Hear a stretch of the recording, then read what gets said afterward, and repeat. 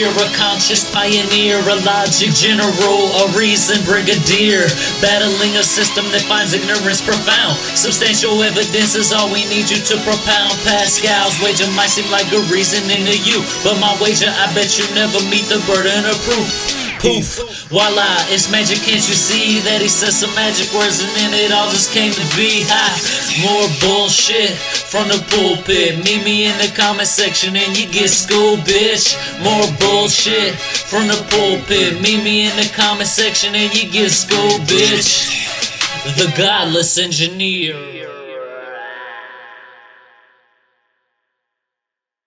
Hey Steve, how are you doing tonight?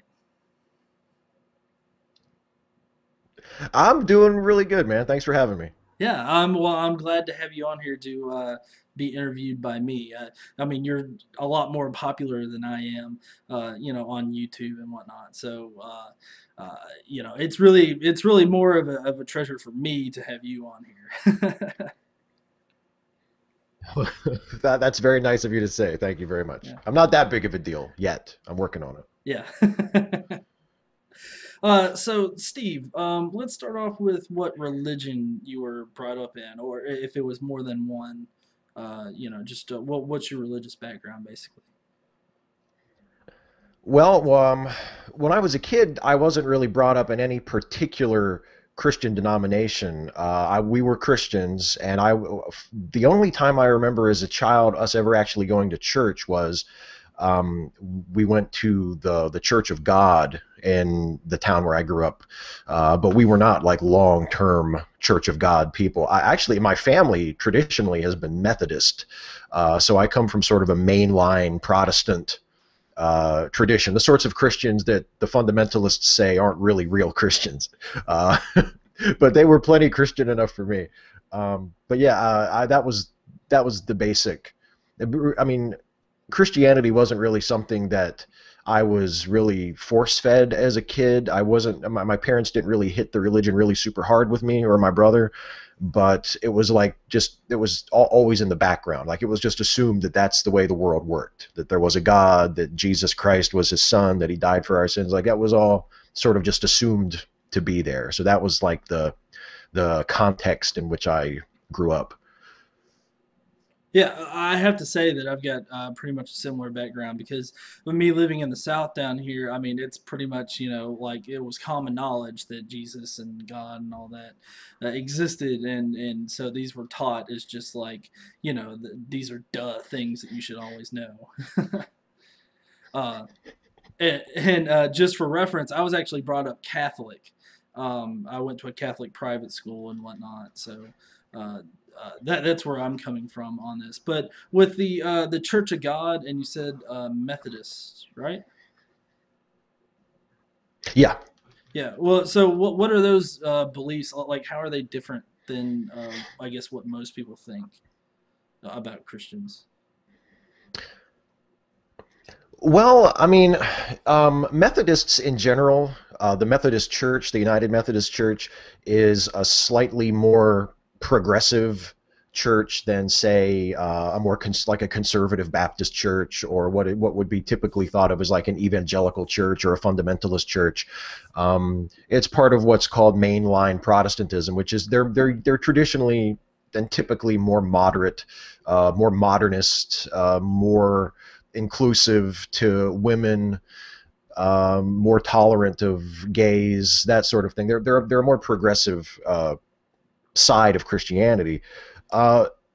We didn't necessarily get the most progressive of it in the area where I grew up. The area where I grew up and where I still live is in the rural part of Maryland, which is a very conservative area. So even the Methodist churches are pretty conservative around here. And the Church of God that we went to very briefly in when I was about, I don't know, 7 or 8 years old. The only thing I really remember about the church services themselves, to try to compare it to other churches that I've been to, is that the services are very traditional. There's not a lot of attempt to sort of pander to a more modern sensibility, like it's the old hymns. The church itself was very sort of old-fashioned with wooden pews and stained glass windows, you know. So it's a very what most people who aren't really familiar with like a Christian tradition or a Christian experience would probably think of, just sort of an old-fashioned Protestant church. You know, I remember I remember our version of the Lord's Prayer said, "Forgive us our debts as we forgive our debtors," instead of "Forgive us our trespasses as we forgive those who trespass against us." That's probably the most specific difference in like custom that I can think of right now from other versions of Christianity. So I can just imagine this, like, all right, now we got to be different than these other guys. What are we gonna do? Let's change trespassers to debitors. Oh, that sounds awesome. Now we're different. Which, I mean, I'm sure that Exactly. I'm sure that they had more differences than that, but just I don't know. That just seems kind of I guess amusing to me. Yeah. So That's a really obvious one to point to, you know. yeah. So, what did you have any, like, I guess, unique experiences while you were in the faith or anything like that? Like for instance, you know, going on mission trips or you know, any kind of youth activities or whatnot. I never went on a mission trip. I never went to a Bible camp or anything like that. The one year that, like I said, we were only really actual active churchgoers for about a year, not even, maybe even less than a year. And I remember during that year, I went to Vacation Bible School that summer, and that was interesting. I mean, it was pretty much just daycare. You know, it was like daycare at church, where we would go in the morning and they would give us a little craft to do, and we would like learn a song or do something outside. And it was basically just day camp for kids just at the church.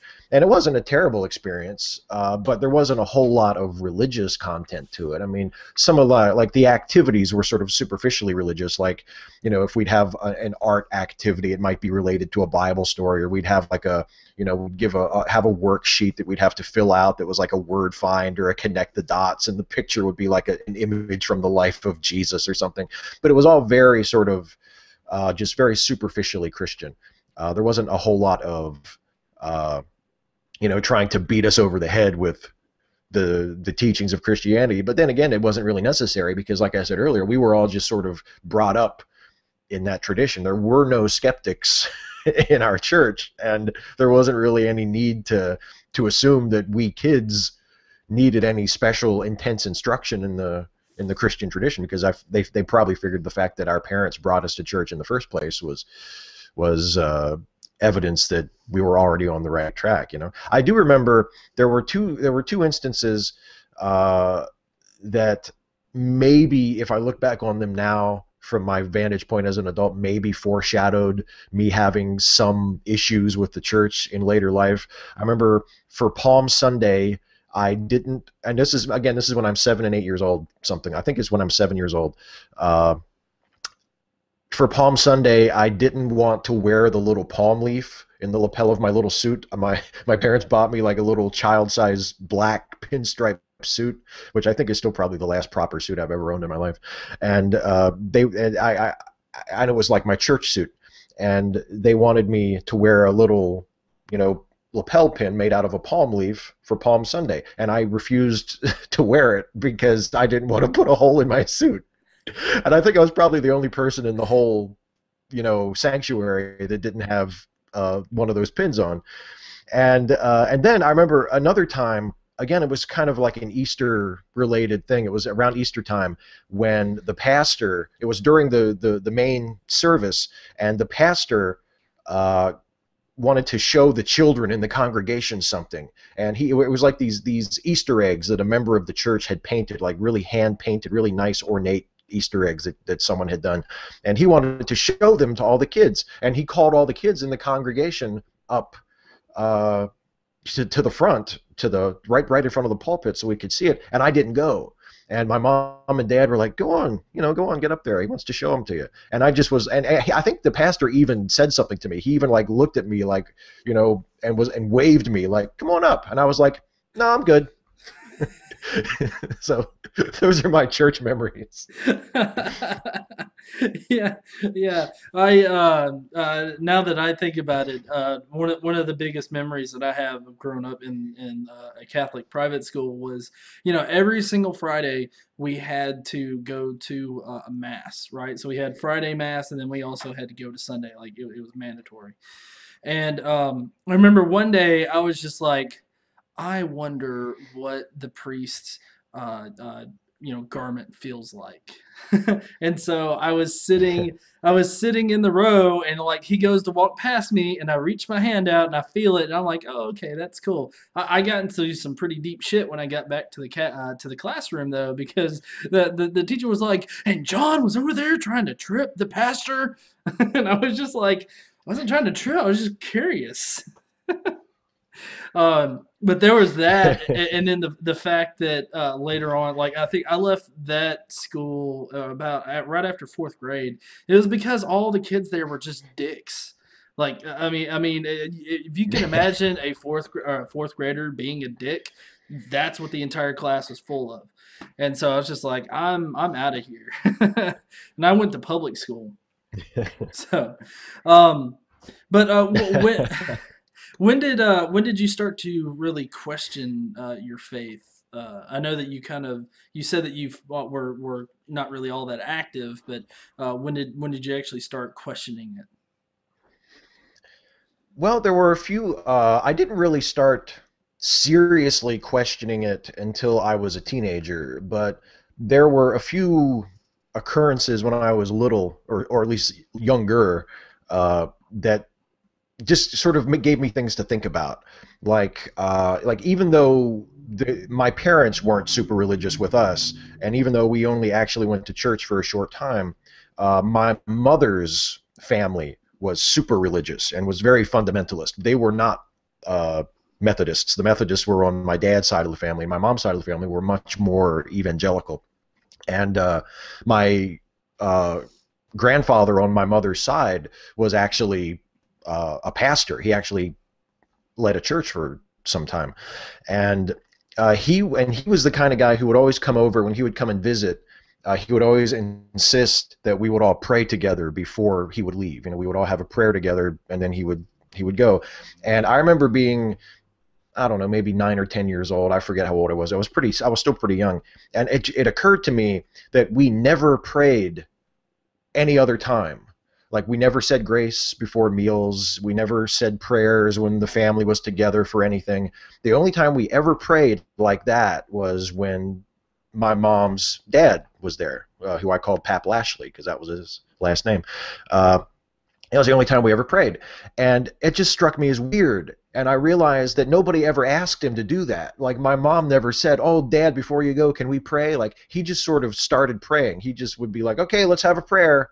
And we would all acquiesce because, he was my grandfather and he was my mom's dad, and we just did it. But he just sort of pushed it on us. He was like, "Okay, let's have a prayer." And looking back, that was really kind of obnoxious of him because it wasn't his house, and even though we were all Christians there, I mean, we didn't do that. That wasn't the way we did it.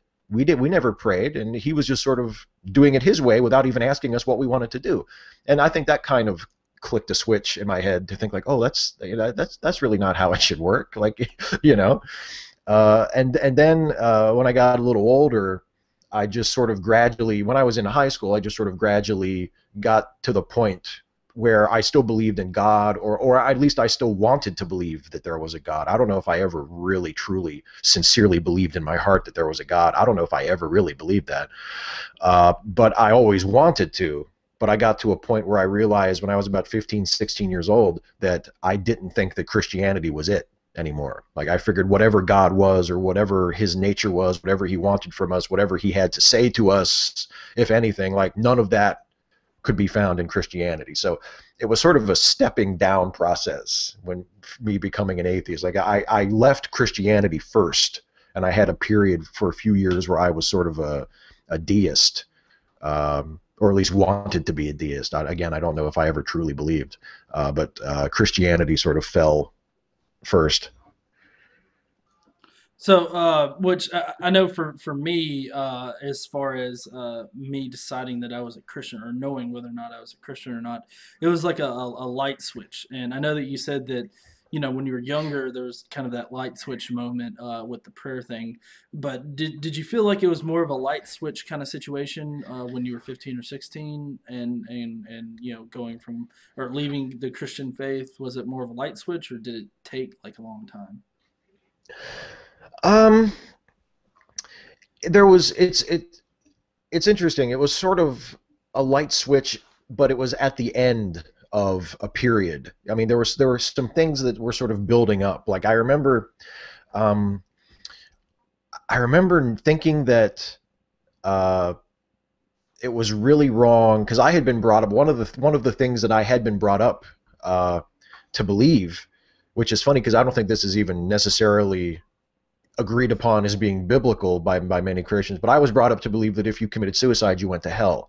And a lot of Christians believe that, but a lot of Christians also don't believe that and argue very strenuously that that's not in the Bible and there's no reason to believe that based on your religion.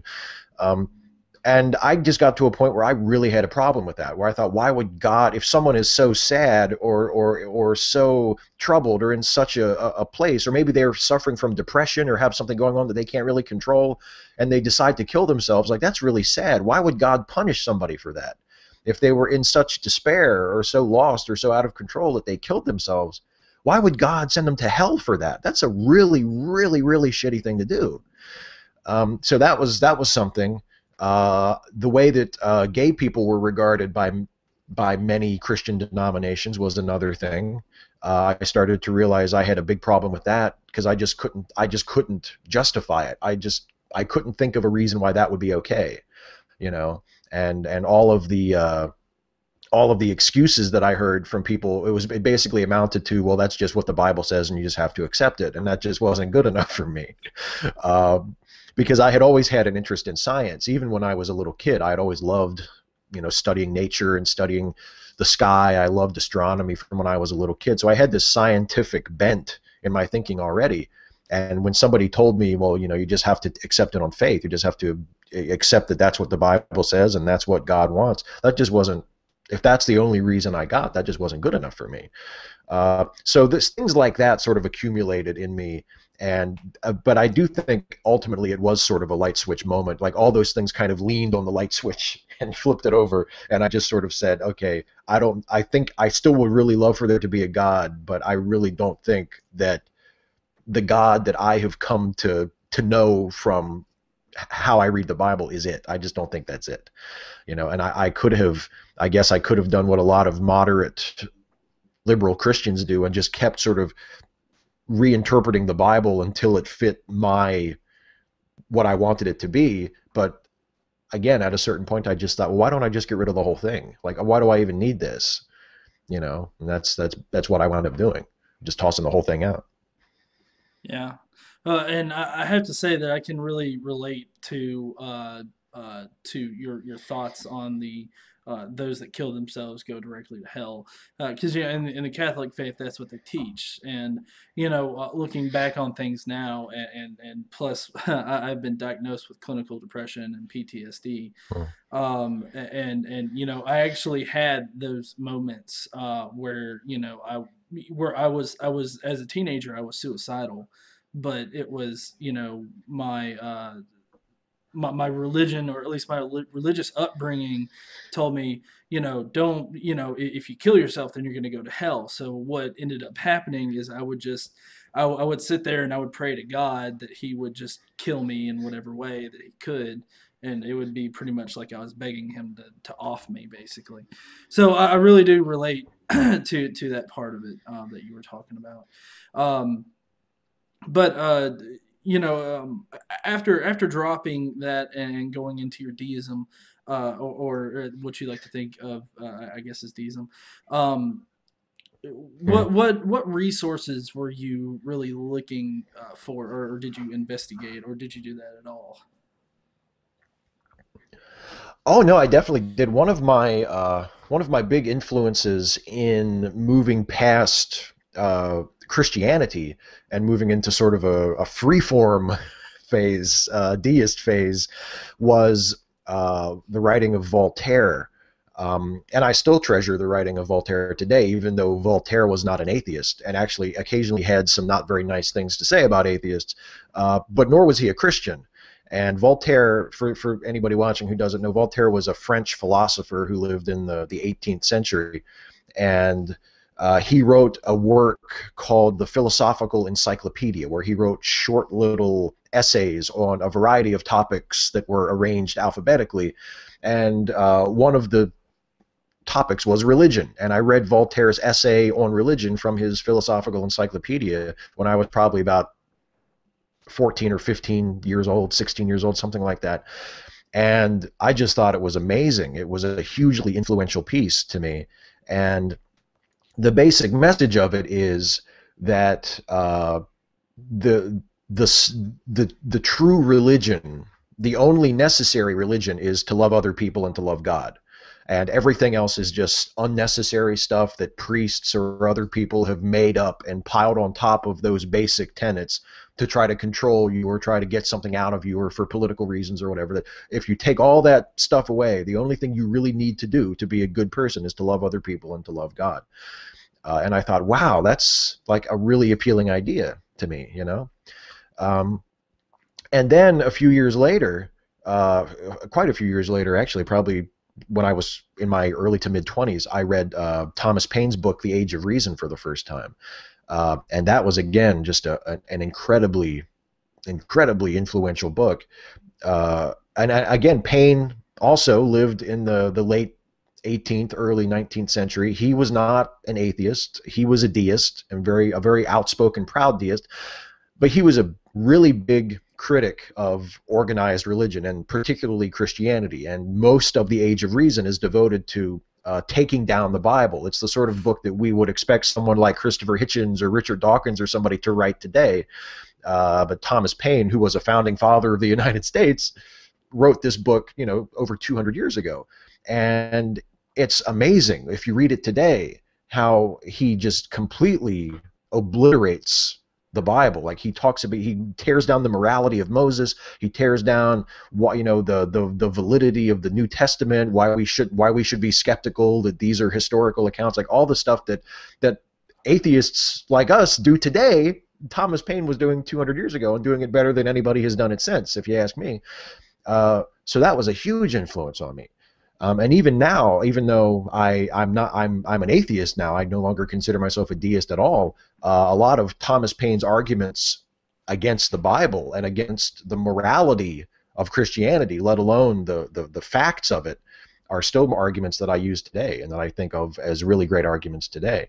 So as far as resources in that deist period, those two would be the biggest ones, Voltaire and Thomas Paine. Okay. Yeah, it seems like Voltaire really, I guess, grasped onto the main tenets of Christianity. Because I know that I kind of when that Kirk, it was a remake of a Kirk Cameron movie, Left Behind, with Nicolas Cage. Yeah. I looked into like what are the requirements for being taken up in the rapture, and from what I read, it was like you had two main things. You had to love God and then love each other. Were the big things in order to get pulled up into heaven. And so I guess that was really smart of Voltaire, and I haven't read The Age of Reason, but I know that's one of the more classical pieces that like every atheist should read, basically. So you know, kind of when you were coming out of this deism phase, and you know, you were starting to move more towards atheism. What really got you to decide that you were an atheist? Like, was there any certain moment or any certain thought? It just got to a point where I thought I just had to admit it to myself. I think I was an atheist probably for years before I started calling myself one. I said a little bit earlier, like I'm not sure if I ever really truly believed that there was a God, but I tried really hard for a long time to believe that there was a God, and I just don't know if I ever really, really, truly believed. And I realized that the main reason why I wanted there to be a God and why I clung to this belief and refused to let it go, even though I reached a point where, I mean, I was basically telling people, I don't really think there is a God, but I believe there's one anyway, which is a completely nonsensical statement. Like the statement makes no sense at all. But that's what I was telling myself, and that's what I was telling people. And I realized the main reason I was doing that is because I was just afraid to die. And I didn't want to let go of the idea of the afterlife. I wanted to have the comfort and the belief that when you die, that's not the end, that you die and you go on into some other place. And eventually, I think I mean, this has been 5 years ago, I think, about 5 years ago. Maybe 6 years ago. I'd actually have to look it up. I think it's been about 5 years ago. So I would have been about to turn 30, and I think I just kind of told myself, hey, it's time to grow up. You know, it's you know that you have no reason to think that these things are true. You know that you don't think that there's any good reason to believe that there's a God or to believe that there's an afterlife. You might not like the idea that when you die, that's it. You know, you might not like the idea that inevitably, no matter how long you live, you're going to die someday, and then that's going to be it. From your perspective, you're going to be gone. But that's the way it is. There's no reason to think that that's not the way it is. And no matter how much you want it to be different, it doesn't look like it is different, and you just have to accept it. And that was probably the lowest moment. But after I accepted that, it started to climb pretty quickly. Like once you accept what your situation is and that there's nothing you can do about it, it sort of liberates you. And then you can start thinking about all the positive, wonderful things that there are to not be depressed about. And you start to think of it from a different perspective, and you think, wow, I mean, yeah, it's terrible that I'm going to die and I'm going to be gone someday. But then again, it's amazing that I'm here in the first place. And nobody promised any of this to me. Like, this is all just my good fortune. Just the mere fact that I'm here and that I'm me. I wasn't owed any of this. So instead of being pissed off and whiny and upset about the fact that I'm going to die someday, I should be grateful for the fact that I'm here, and I should enjoy it while I can, you know? Oh yeah. You were speaking about just now how you were really trying to believe in a God, and you were trying to force it. I went through a similar thing when I was growing up, except I was more or less trying to force Christianity. I'd try to go to church, and I'd try to be this good Christian boy that everybody around here seems to be, or at least all the guys are. Yeah. And so it's interesting to hear that you two, were trying to, I guess, force yourself to believe in something that you just really couldn't. I mean, do you think that that's because you're kind of, more, hardwired to sort of not believe in a God, or? I don't think anybody can really force themselves to believe something that they just don't believe. I mean, I don't think that belief is a matter of choice. I mean, I think sometimes we think about it like that and we talk about it like that, and there are some religious arguments that treat it like that, like Pascal's wager seems to regard belief as something that you can choose. But I don't really think that's how it works. I think we are convinced of things sincerely, and it's sort of out of our conscious control. You either think that something is true or you don't. And yeah, I mean, I do think I have a great respect for the scientific method. I don't think that there is, it's not just that I think it's the best method for discovering things about the world. I think it's the only method that works. Like, if you tell me that there's a way to learn something about the world outside my head, some way other than the scientific method, I have no idea what you're talking about. So, I have great respect for that method of gathering information and for trying to understand things, because I think that's the only thing we've got.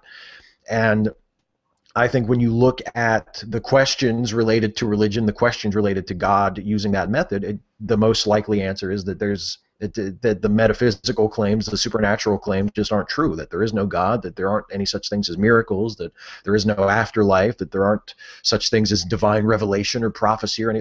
These things just don't exist. They don't happen. And so once I sort of got my head around that and accepted that, and again, I had pretty much accepted all of that, and the only thing I had left was the fear of death and the wanting an afterlife. And I just got to the point where I said, you know what, you have to chuck that in the bucket too. Like, there's no reason to hang on to that if you've already decided that all of this stuff isn't true. And it wasn't a decision to not believe in it. It was just sort of admitting that I didn't believe in it. You know, because I don't think there was a moment where I decided, okay, I'm not going to believe in God anymore. Or it was more like, I'm not going to say that I believe in God anymore, you know, because I don't. It was that it was by the time I said to myself and to other people that I was an atheist, it was a matter of admitting it. It wasn't the decision had already been made, and I don't even think it was a decision. I think it was just a matter of being convinced. But that had already been done, and it was just admitting it to myself and to other people that that's what I was. Okay. As you were coming out of Christianity and into deism, and then you know, again when you were coming into atheism, I mean, were you vocal about it with like friends, relatives, or anything like that?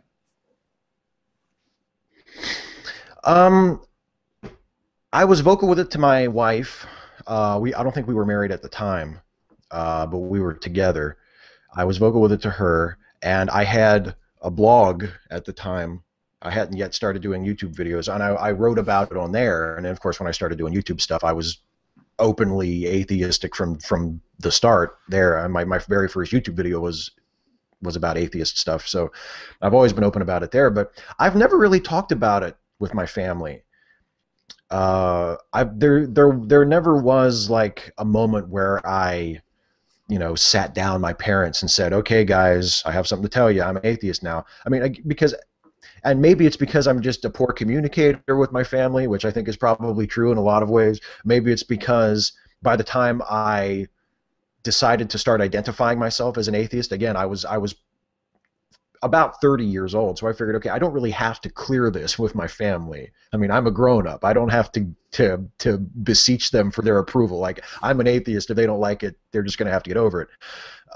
So there wasn't really that kind of moment. I mean, they know now because I'm very open and public about it. They know that I'm an atheist, but there wasn't a moment where I sort of, you know, went to them to tell them, to break the news to them. So it actually doesn't come up very often. I mean, I feel so bad for other atheists who you know, talk to me about things like this and talk about how they've had trouble at work. Either they don't want to let people that they work with know that they're an atheist, or people do know that they're an atheist and they get hassled for it at work, or they get estranged from their family, or they run into all sorts of trouble because of the fact that they're atheists. And I never ran into any of that. And maybe part of it was that my family is maybe just that tolerant of it, or that indifferent to it. And maybe part of it is that I just never made a big deal about it to them. I just sort of started saying I was an atheist, and I didn't present it to them as something that they needed to approve of, you know? So I don't know. But there wasn't really like a big, you know, there hasn't been a lot of really heavy, serious conversations about, you know, their son, the atheist, or whatever. Yeah, well, you know, I kind of went the same route as you, not because my family didn't care, but I guess because my family would care a lot. And you know, I wasn't really vocal about it because I wasn't good at confrontation. And that's been one of the things that I've been really working towards, you know, being is very good at confrontation. Not, and I want to stress, not like angry and hateful and whatnot, but like, you know, good conversation about it and being able to keep a cool head is what I've been working on. Sorry, I'm just getting over a cold. Oh, it's okay. So like, when you met your wife, was she more secular or atheist leaning, or was it like one of those things just didn't matter? When we actually got together, at that time, she was probably a little more secular leaning than I was. But again, like I mean, I had long ago left Christianity behind me. But I remember us having a conversation at one point where she said, I just don't think there even is a God, and I had not yet come to peace with that. I had not sort of started saying that myself. So she sort of beat me to it. And she came from a much more conservatively Christian background than I did. Like her parents did go to church, twice a week. I mean, they went Wednesday and Sunday, and they went in a very conservative evangelical church. So she came from a much stronger sort of religious background than I did. And then eventually when she grew up and moved out of the house, that was one of the first things that she changed was, okay, I'm not going to church anymore, So in that way, she was probably a little bit of an influence on me. I mean, I had already pretty much decided that I didn't believe, or at least that I didn't believe in Christianity, but she sort of pulled me ahead a little bit to say, you know what, it's okay, like you're going to be all right. And it's really funny because she's not nearly as into the activist atheism as I am. She kind of has no use for any of that. She doesn't feel the need to argue with people about atheism or religion. She's just sort of cool with what she has, and she's not, waving the atheist flag at all. But without her influence on me, I probably wouldn't have gotten to the place that I did, or at least not as soon as I did. Yeah, I have to say it mirrors a lot of me too, because my wife, she's atheist as well. She was atheist well before me, and she doesn't wave the atheist banner or anything like that. She doesn't take part in a lot of the atheist activism. But without her, I wouldn't be, because she was the first one that really introduced me to it. Because before that point, like I hadn't even considered, like, oh yeah, not believing a God is an option. That hadn't even occurred to me yet. And it's like for me, as I started looking more into like atheism and like the explanations that you have without God in the mix, it's like, oh well, yeah, that kind of seems like a duh answer there, kind of thing. So plus the fact that I was already kind of science leaning, with me, now I'm a software engineer, but even back then I was really into the sciences and whatnot. So yeah, I totally understand what you're saying with that. So let's I guess let's talk about your YouTube channel. What really made you start to want to start making videos? Well, actually, I can pinpoint the exact moment.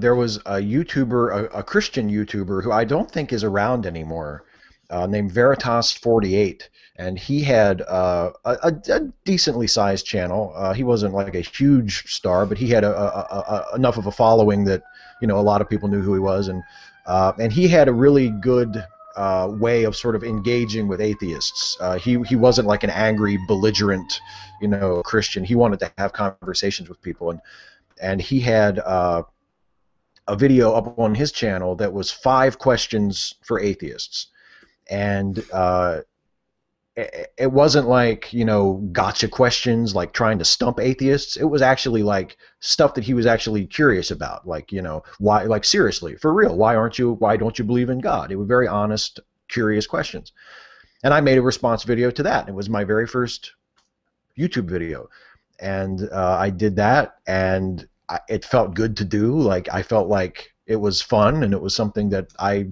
could enjoy doing on a more regular basis. So I mean, after I did that video and uploaded it to YouTube, within a couple of weeks, if even that long, I mean, I got a better camera, I got better lighting, and I started thinking about, okay, I really want to actually try to do this and try to get good at it. And I just kind of went from there.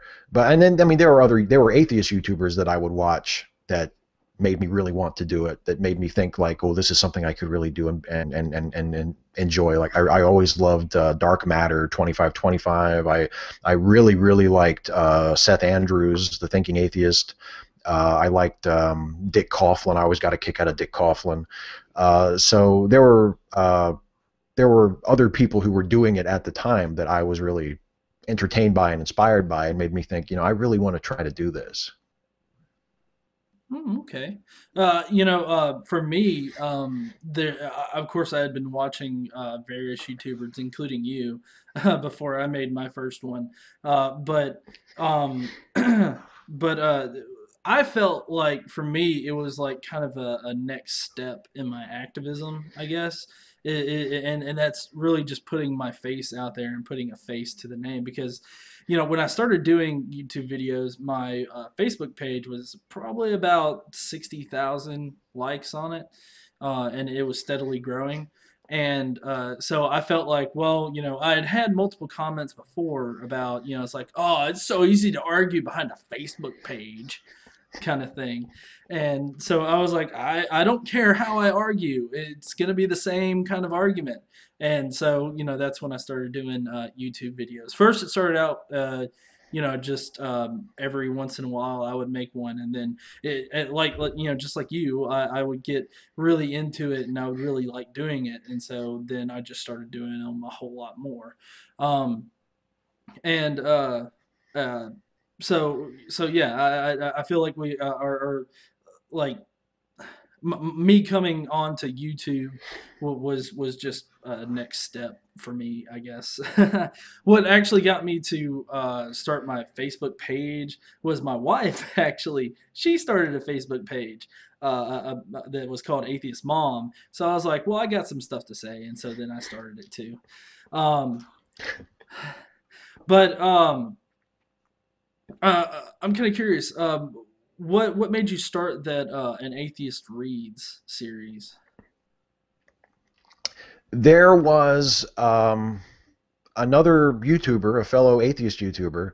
Uh, she was a very young atheist. Not just young as in she just became an atheist, but I think she was like 18 years old. She had just gotten out of high school or was just about to finish high school, and her channel name was Faith Fights Fact, and she has since closed her channel.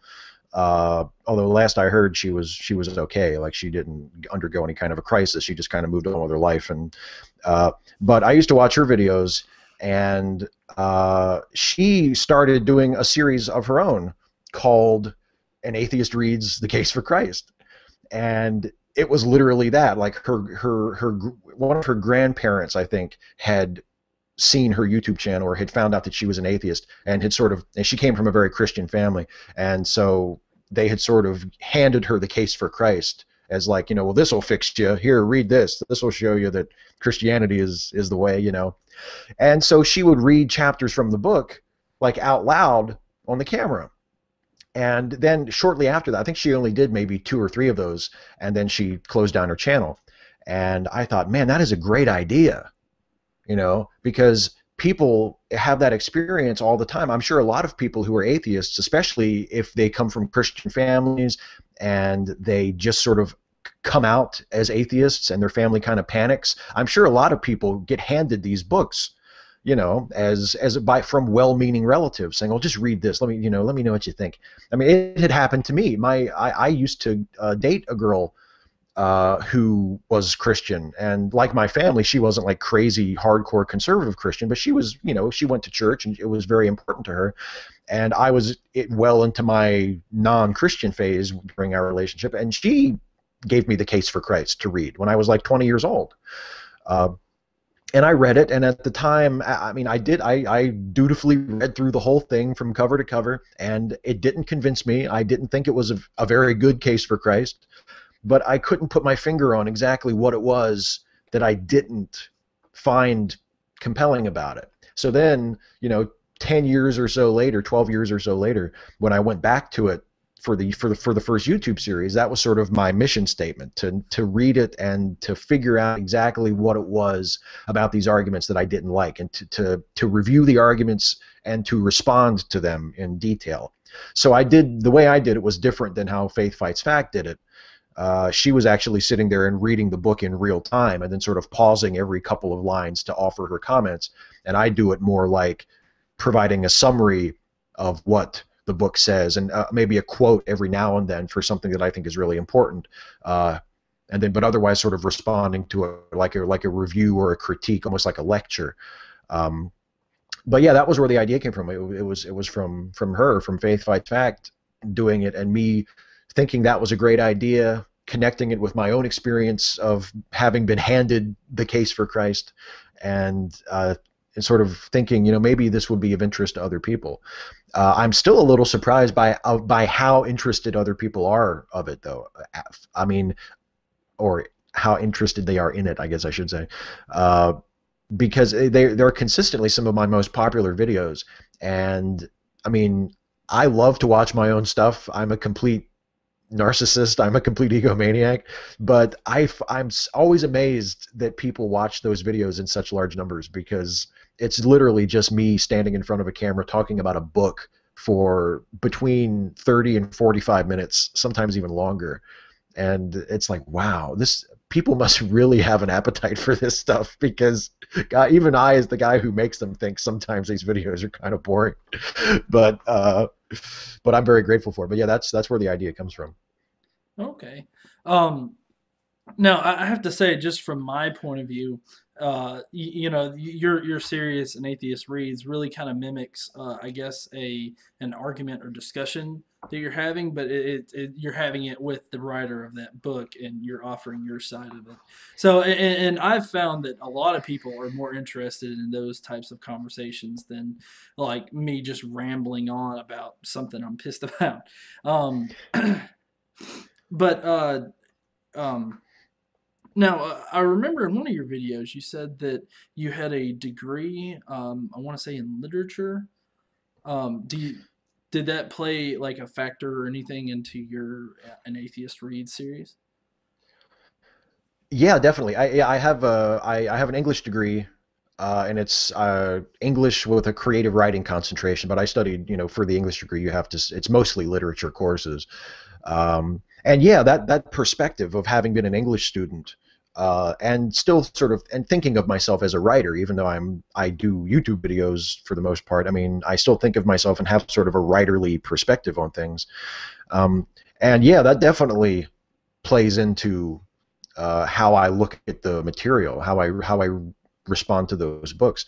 One of the things I do that, I mean, I'm not the only person that does it, but it is one of the few things that I am actually educated on, that I actually have some degree of training in, writing and literary critique, is looking at just judging the writing. I mean, one of the things that still kind of grinds me down about reading those apologetics books is how poorly written they are. I mean, the writing in them is just atrocious, with the exception of Mere Christianity, which was written by C.S. Lewis, who was actually a real writer, who was an accomplished writer, and could turn a phrase, and had a wonderful voice and a great personality, and as a writer. That was an easy book to read. But all of the rest of them have been just horrible, because they're just terrible, terrible, terrible writers. And I think, you know, when I read these books, because so often the arguments are the same. And in the one that I just finished, God's Not Dead, the arguments in most cases were literally arguments I had seen in earlier books. Like, there was no invention, there was no variation at all. He was just repeating stuff that other writers had already said, without any innovation of his own. And I mean, you sort of have to find other stuff to talk about. I mean, it's one thing, you want to respond to the book because it is a popular book, and I'm sure a lot of people have been handed that book or recommended that book, and a lot of Christians have read it and have allowed it to influence how they respond to atheists. So it's important, I think, if you do this sort of thing, if you do atheist advocacy and you want to talk to Christians or whatever, or be able to hold up your end of the conversation as an atheist, it's important to read this stuff. But you have to find other stuff to talk about, because the arguments are all the same. So if I can sort of call on my English education and critique it, not just for its arguments, but for its style and for its composition, I mean, so much the better. It just gives me another angle to look at it from. Oh yeah, totally. And I think that right there is what really adds a lot of. I think that's what really adds a lot of value to your An Atheist Read series. Um, I actually do have one question from somebody on my Facebook page about your An Atheist Reads. Um, They want to know if you plan on doing a Sinners in the Hands of an Angry God book. Have you ever heard of that? Oh yeah, the Jonathan Edwards sermon, right?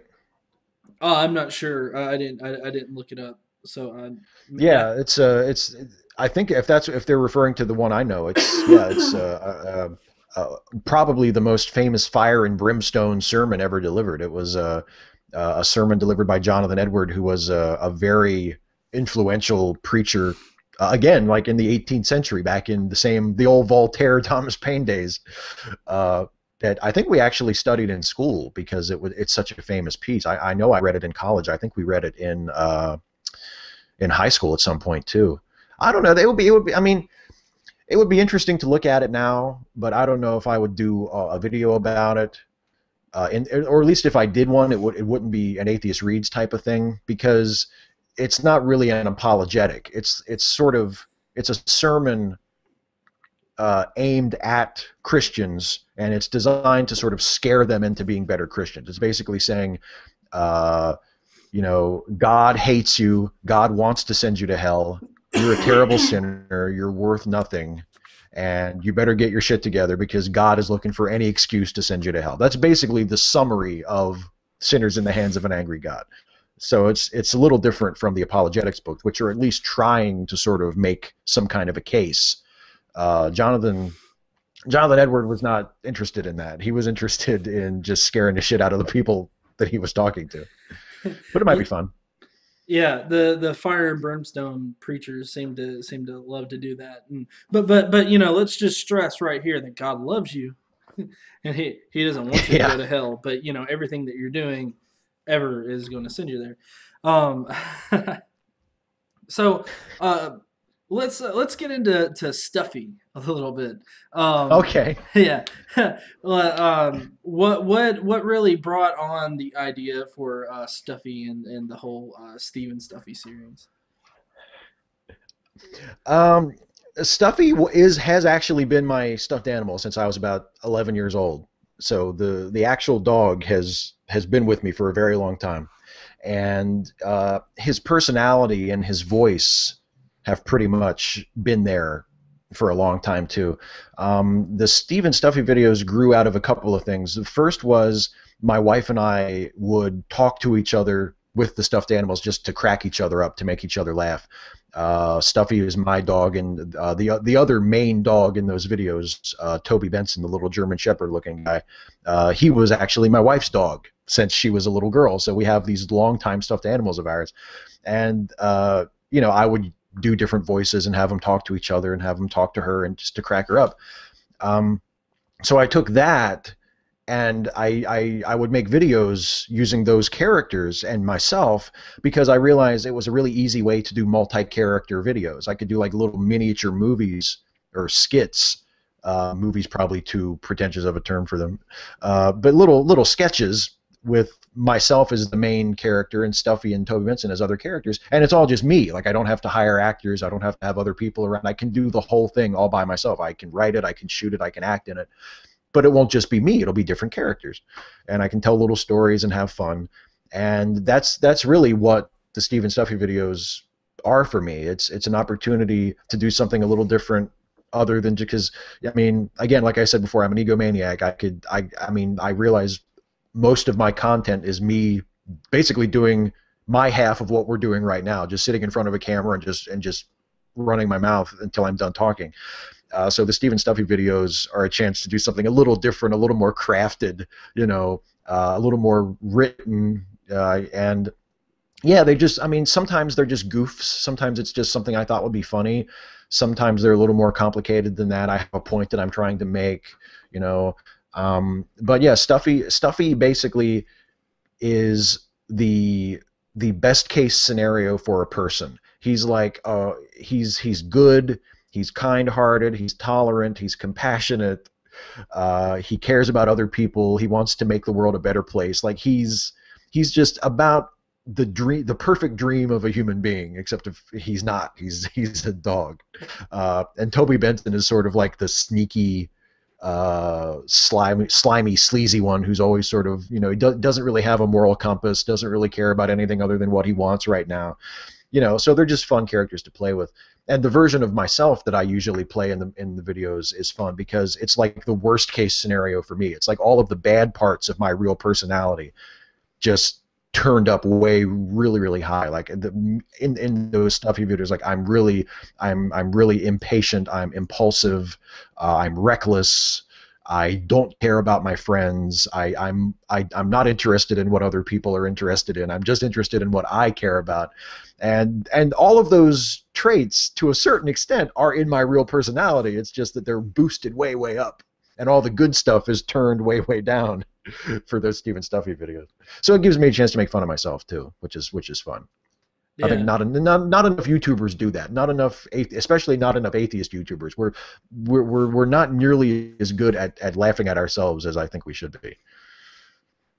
Yeah, I'd have to agree. I know I don't normally laugh at myself. Although when I do make a mistake, I sometimes try to do it. And plus, I guess that's really more reserved for between me and my wife because, you know, she knows everything and I know nothing most of the time. But has your activism or your YouTube channel like caused any kind of friction between you and your wife? If that's too personal, you don't have to answer. It hasn't really. I mean, we have disagreements sometimes because, like I said, she isn't really interested in the activist side. She doesn't really care, and there are, at times she's ambivalent about it, and even maybe a little tired of hearing about it. You know, which I completely understand. I mean, one of the things I try to say as often as I can is, if you're an atheist and you don't care about the great debate and you're not interested in politics or you're not interested in activism, like that's okay. You know, I don't hold it against you. And not that you have to get my approval in the first place, but I know a lot of atheists kind of have an attitude about atheists who aren't as active in the community. And I just, you know, I think it's perfectly fine. I have no trouble. I'm not interested in forcing anybody to do what they don't want to do as far as atheist activism goes. But, you know, sometimes I'm talking about it too much and she'll be like, oh God, like the atheist thing, can you just give it a rest, you know? And I guess there have probably been a few times where it caused a little bit of tension with her side of the family. Nothing that was ever major. Like I get along great with her family. Her family is incredibly religious, but they're, you know, her parents are great people, and I get along with them as well as I get along with my own parents. So there's never been like any real tension or any real serious trouble there. But every once in a while, you know, if there's like some sort of a concern about something I've done in a video or something I've said, like she has to hear about it before I do, and occasionally that is the problem. But it's not a serious issue. Again, I feel like I'm really lucky in that area because I know it is a serious issue for a lot of people, but for me it really hasn't been. Well, that's good. I mean, it's got to make it a lot easier, you know, doing your activist thing because I don't know if you have like a daytime job that you normally go to, but I do, and I know that sometimes it does cause a little bit of friction. But you normally when it does cause friction, I'm just like, okay, I've got to pull back a little bit. I'm getting, you know, I'm starting to neglect a little bit. Not like neglect a serious amount, but you know, just like a little bit, and so I have to pull back. Yeah. And so I'm really glad to have I'm really fortunate to have that kind of reminder though. That way I just don't get so involved, you know. But let's see that I've actually got another question from fans. What thing would you want to do that you haven't done yet if money was not a limiting factor? I had an idea for so occasionally people ask me if I have ideas like for books or for movies or something because in addition to the YouTube thing I have done screenwriting and some things for a local, like a sort of a low budget film production company that's centered in the area where I live, and I did have an idea a few years ago for for a script for a movie that would have the main character would be an atheist. It would have sort of, it wouldn't be about atheism. Atheism wouldn't be the main thread of the story, but it would be a part of the story, and it would be a part of the main character, and it would be part of, you know, conversations that people in the movie would have. And that would be something like that would be fun to do if money was no object. If I had the resources to do it, I would love to make a film like that. It would be fun to do more elaborate Steven Stuffy videos. I mean, it would, you know, just sort of do the same things that I do now, but just on a larger scale. It'd be fun to travel more, maybe to go to more conferences, because I don't really go to conferences. In fact, this fall, this September, I'm going to the first atheist skeptics conference that I've ever gone to. There's happens to be one. The Pennsylvania Humanists are having their annual conference in Harrisburg, which is only about an hour and change away from where I live. So I bought my tickets to go to that. That'll be my first atheist conference that I've ever gone to. So if money wasn't an object, I'd probably do more things like that. Okay. Yeah, and just to kind of relate with you on this particular subject, I'm actually going to the American Atheist Conference in Memphis, and the only reason why I'm going is because I actually won tickets from Be Secular. I don't know if you know of that clothing company. Mm-hmm. Yeah. I won tickets from them because they ran a contest, you know, where you had to submit a video where you're explaining why it's important to be secular to you. And I did that, and you know, they ended up choosing me. So I'm doing that, and then also I'm going to the Myth Information Conference in Milwaukee at the end of that month as well. And I'm actually really fortunate in that because they are like really excited to have me for some reason. I didn't realize I was that important, but they really wanted me, so they are flying me up there. They're putting me up for a couple nights, and then you know, they're gonna have me stream live from the event itself. So I feel pretty special. That's great. Yeah. Yeah. But to kind of round off this interview tonight, you know, what kind of things do you have coming up in the future as far as your YouTube channel? I know that you said you're going to that, or you are going to that conference in the fall. Mm-hmm. But you know, what else do you have planned?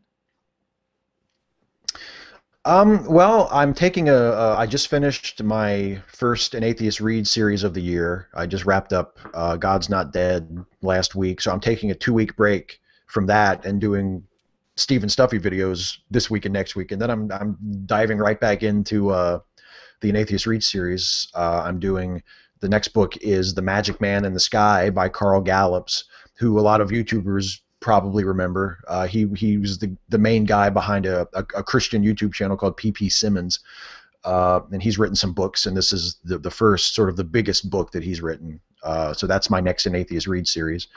And then after that, I'm doing another An Atheist Read series on a book by Cornelius Van Til, who's sort of one of the major philosophical promoters of presuppositional apologetics, which is something that we just can't quit. I mean, like, as atheists and as Christians, it seems like presuppositional apologetics is something that this always comes around on YouTube. Every couple years, it seems like we start talking about it again. So Van Til was one of the sort of the really influential modern thinkers on that subject. So I'm gonna try to do one of his books without going insane. Yeah, and then just I'm working on a series. Hopefully it'll turn into something. I'm working on a series with the Richard Dawkins Foundation for Reason and Science that'll be more science-based. We're sort of still trying to put together like a pilot episode for it now, but hopefully in the next month or so it'll be up and available, and it won't be on my YouTube channel. It'll be on the Dawkins Foundation YouTube channel. But that's really exciting. Yeah, and then I'm going to that conference in September, and I'll get to meet. Hopefully, I'll get to meet. They're going to be there. I'll get to meet Seth Andrews and Matt Dillahunty and Aaron Ra, who I've spoken to over the internet before, but I've never actually gotten to meet in person. So that'll be a lot of fun. I'm looking forward to that. Yeah, and you know he's actually going to be at the American Atheist Conference, and so I'm going to get to meet him as well. So I'm pretty excited about that. Um, is there any other major atheist activists that you kind of like I guess dream meeting one day? Oh wow. Um, I mean, I've never met Dawkins. It'd be cool to meet Dawkins, you know. Even though I've had critical things to say about him at times in the past. I mean, I haven't always agreed with him, and he's said some things occasionally that have made me kind of shake my head. But overall, I mean, it's Richard Dawkins. Like he's a huge, influence in my life. I think he's like the Carl Sagan of biology. Like just his science stuff. Never mind, the God delusion and all of his atheist activism. Just his science stuff is just huge. So it would be great to meet him. I mean, there are other YouTubers that I know that I haven't actually gotten to meet before, and some of them are bigger than me, and some of them have smaller audiences than me. But they deserve to have bigger audiences. Like I love Jason Harding, Jason with a D, who does Opinionville. I would love. I mean, he and I are friends online. I would love to meet him in person someday. I've never met, Dark Matter 2525. He and I get along pretty good. There's a huge long list of people who do work that I hugely admire and love that I would love to meet. There's probably too many names to mention. Yeah, I was actually at the Matt Dillahunty and Cy 10 Bruggencate debate, Mm. and I can't tell you the amount of times I shit my pants when I saw Matt Dillahunty, Seth Andrews, and David Silverman all in the same room. I mean, Yeah. I went to go and get like a little selfie picture with Silverman, and actually forgot how to work the camera on the phone. um, but before we close out on this interview, tell me about the hat. I've kind of been curious about the hat because I know that you like to wear it in just about all your videos. Yeah, well, the hat is something I've worn pretty much my whole life. People ask if I'm bald underneath it. I'm not, although the hair isn't in great shape. It's sort of, the same thing's happening to me that happened to my dad. It just sort of slowly recedes as I get older. I'm going to be 35 this year, so I think I'm about on the same pace that Dad was. This is about what his hair looked like when he was my age. Uh, and I don't know. I'm more comfortable with the hat. I wear the hat. I've worn it since I can remember. I think maybe part of it is. It's my own small sort of act of belated rebellion because I always thought it was stupid when I was in school that we had to take our hat off when we got inside. Like all the schools I ever went to, until I got to college, you had to take your hat off when you were inside, and I just thought that was stupid. I was like, what difference does it make whether somebody has a hat on or not? So once I got to be an adult, I wore the hat as often as I could. And the hat itself, the one that I've been wearing for the last several years since I started doing YouTube stuff, is the logo is the Hagerstown Suns, which is the local minor league baseball team in my hometown, Hagerstown. So I wear the hat for my local team. Although I don't think they're not going to be my local team very much longer. I think they're moving to another city after this season. So I don't know if I'll have to get another hat or what. I haven't decided. Yeah, and here after the interview, I'll actually show you my collection of hats. But I've got a substantial collection as well. I actually had a number of comments of people saying, "Send me your hat." But yeah, I like to change up my hats occasionally, and I'm actually not wearing one tonight but that's only because of it's getting a little bit warmer here. Because in Alabama last week it was all icy, so of course this week it's about 70 degrees. Uh, but anyways, I really appreciate you joining me tonight, Steve, and I really like getting to know you a little bit better, as I'm sure a lot of other people do. Is there anything that any links or anything that you would like to promote right here at the end? Well, I have my YouTube channel, which is just type my name into YouTube and you'll find it. My address, I think, is still youtube.com/Steve likes to curse with the numeral 2 instead of the word 2. You can find me there. or just Google me. I come up pretty easy. I'm pretty easy to find. I have a Patreon page if anybody watching likes my stuff and wants to support the channel with a small monthly financial donation. It's patreon.com/Steve Shives, all one word.